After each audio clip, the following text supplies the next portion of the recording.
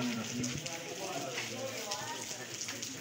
मोहतरम आसिफ शहजाद साहब,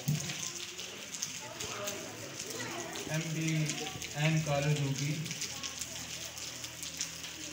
जनाब प्रिंसिपल साहब इदारे हाजा, मौजूद असातिज़ा इकराम और अज़ीज़ तलबा,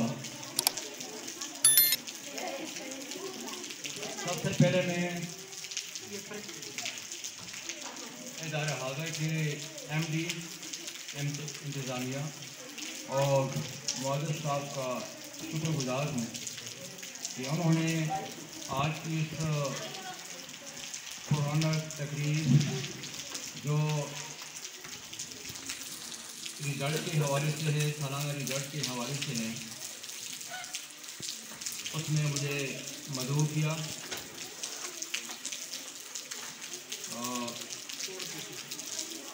मुझे यहाँ पे आके काफ़ी चीज़ें मैंने ऑब्ज़र्व की हैं, मुशाहिदा किया है और अल्हम्दुलिल्लाह ये एक बुनियाद है और इस बुनियाद को मजबूत बनाने में असातिज़ा इकराम का एक बहुत बड़ा रोल होता है, बहुत बड़ा किरदार होता है कि उस सिस्टम को, इस तालीमी निज़ाम को बेहतर बनाए। अज़ीज़ तलबा, आपकी खामोशी जो है ये मेरे इस बात को आगे बढ़ाएगी। आप खामोश रहें तो इंशाअल्लाह यकीनन जो है बाद ऐसी बातें होंगी जो आपके लिए मजबूत साबित होंगी। मौजूद मेहमानान गिरामी और अज़ीज़ तलबा, ये दौर जदीद दौर है और इसके तकाज़े जो हैं वो भी जदीद हैं, उसमें जिद्दत होनी चाहिए। मैं आज से तकरीबन 12 साल पहले एक तंजीम में रहा और उस तंजीम का बुनियादी मकसद 2005 के ज़ल्ज़ले में जो तबाही हुई थी, जो डिस्ट्रक्शन हुई थी, उसके नतीजे में और लोगों के अंदर जो मायूसी थी और बदहाली थी, एक हरासमेंट और खौफ था। उस हरासमेंट और खौफ को दूर करने के लिए उस तंजीम ने एक काम शुरू किया। वो एक अमेरिकन तंजीम थी और उसकी डायरेक्टर भी एक फीमेल डॉक्टर लॉरेलाई ब्रश उसका नाम था, वो थी। उसमें बहुत सारे एसेस और उस पर के सब्जेक्ट स्पेशलिस्ट, कॉलेज के लेक्चरर और बहुत सारे स्कॉलर जो है उस तंजीम में उन्होंने ले लिए और उनकी वहाँ पे संगम होटल कश्मीर में वहाँ पे उन्होंने एक प्रोग्राम तय किया। उनके लिए एक वर्कशॉप मुनक़्क़िद किया 12 दिन का और उस वर्कशॉप में मैं भी रहा।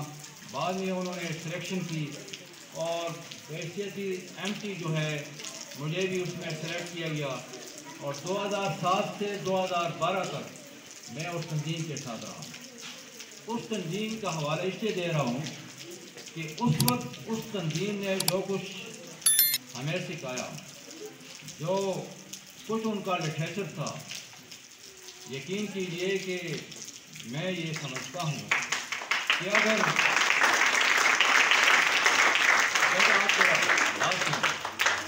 क्लैपिंग बाद में हो जाएगी, उस तंजीम में क्या खूबियाँ थी ज़रा सोचिए आप।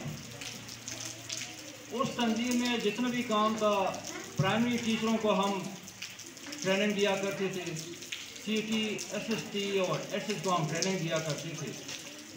उस तंजीम की क्या खूबियाँ थी, उस तंजीम से कैसे मैंने सीखा और उसको इम्प्लीमेंट किया मुख्तलिफ इदारों में। उस तंजीम में ये था कि हमारी जो लोकल प्रोडक्ट हैं, जो रॉ मटीरियल है, उसको तालीम में इस्तेमाल किया जाए और उससे तलबा को पढ़ाया जाए अमली तौर पर, ताकि उनके ज़हन में जो बात आती है वो हमेशा ज़हननशीन रहे। मिसाल के तौर पे हम ये कोल्ड ड्रिंक पीते हैं, ये बॉटल जो है ये ज़ाया हो जाते हैं, डिस्पोजेबल हैं, हमने फेंक दिए, कचरे में फेंक दिए, किसी ने ले लिए, बाज़ार में दे दिए, वो कबाड़ वाले को दिए।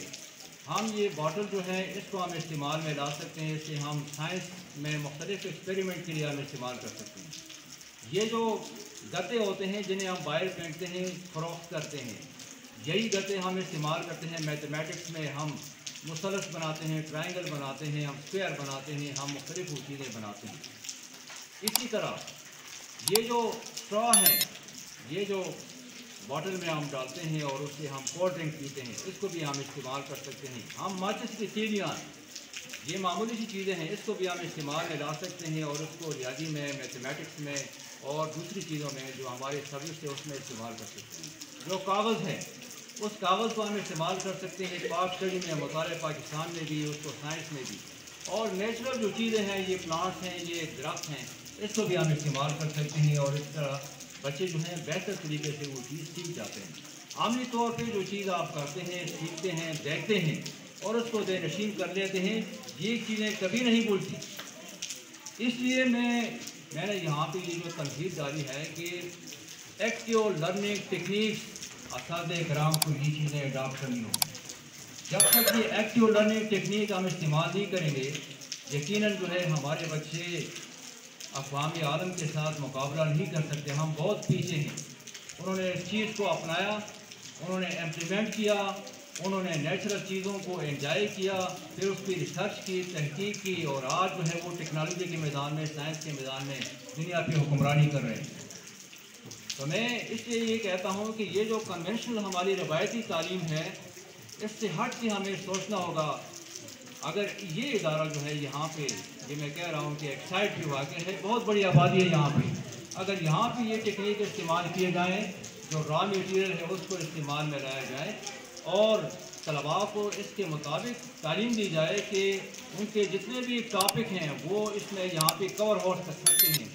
और इसी प्रोसेस को मैंने मुख्तलिफ स्कूलों में, जब मैं शेरगढ़ में था वाइस प्रिंसिपल, उस वक्त, उसके बाद भी मैं वहाँ पे मैंने एक प्रोग्राम शुरू किया असिस्टेंट के हवाले से, और फिर जब मैं दिलबोड़ी गया वहाँ पे भी मैंने इस प्रोसेस को एडॉप्ट किया और अल्हम्दुलिल्लाह वहाँ पे बहुत बेहतर रिजल्ट सामने आ गए। इसलिए असातिज़े कराम जो हैं वो ये जो मुख्तसर सी यहाँ पे एक मुख्तसर सी गैदरिंग है, इसको आप एक ह्यूज गैदरिंग में तब्दील कर सकते हैं सिर्फ मेहनत से। मुझे याद आता है जब ऑक्सफोर्ड एकेडमी की मैंने बुनियाद रखी, ऑक्सफोर्ड एकेडमी का बानी मैं हूँ और उस वक्त जो है मैंने UPS यूनिवर्सिटी पब्लिक स्कूल में पढ़ाया था और वही सिलेबस मैंने यहाँ पे इंट्रोड्यूस किया। इसी तरह के 2 कमरे थे वहाँ पे और स्टार्ट थे हमारे पास, पैसे मेरे पास नहीं थे और मैंने उसका आगाज़ किया और फिर वो स्कूल जो है वो नामी ग्रामी इदारा बना। ऐसा नामी ग्रामी इदारा कि पूरे सूबे में उसका नाम था, उसकी रजिस्ट्रेशन मैंने की। और फिर 2003 में जब मेरा एक्सीडेंट हुआ, कुछ हालात इस तरह हो गए, ज़हनी तौर पे काफ़ी मुझे खौफ हुआ। उसके बाद मैंने महमूद साहब के हवाले किया। मेरा ये अंदाज़ा था कि 2020 तक ये इसको आगे, चूँकि ये बुनियाद मजबूत है, ये आगे इसको ये चला सकेगा, लेकिन 2015 में गालिबन जो है वो खिलाफ हुआ। मुझे उस स्कूल के बहुत सारे वो चीज़ें मेरे सामने हैं कि मैंने इसी तरह का आगाज़ किया था।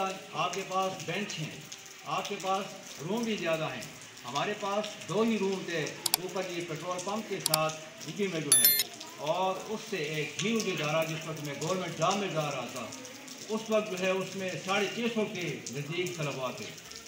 तो मैं आपसे ये कहता हूँ कि ये कैसे हुआ कि टाट पे बैठे हुए तलबा, बाकी भी इदारे थे और वो टाट पे बच्चे बैठ रहे थे, कैसे मुमकिन हुआ? वो सिर्फ एक ही चीज़ थी मेरे पास कि मैंने वो UPS यूनिवर्सिटी पब्लिक स्कूल, जो ये पूरे KPK का एक वाहिद इदारा है वहाँ पे, जिसमें 50 लेवल के और मिनिस्टर के बच्चे पढ़ते हैं, वहाँ पे मैंने पढ़ाया। वो चीज़ मैंने यहाँ पे इम्प्लीमेंट की और इदारे को उस नहज पे पहुँचाया कि आज भी उस तक जो है कोई इदारा अप्रोच नहीं कर सकता था।